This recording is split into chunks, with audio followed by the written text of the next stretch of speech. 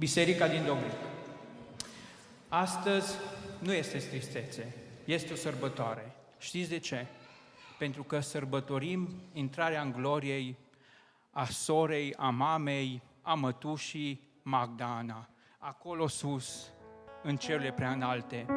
De multe ori mă gândeam și ziceam, cum poate fi dor de ceea ce nu văd, dincolo de ceruri?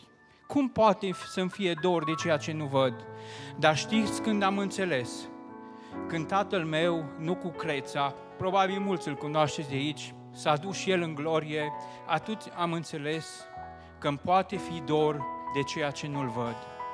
Și am vrea să cântăm cântarea și refrenul cântării spune așa: ne vom vedea la răpire, sus în marea strălucire, îmbrăcați în nemurire cu Iisus, al nostru mire. Și vreau ca toți din locul acesta să ne vedem odată acolo la răpire, cu părinții noștri, cu tații noștri, cu mamele noastre, cu mătușile noastre. Și la refren, vă rog frumos, cântați împreună cu noi.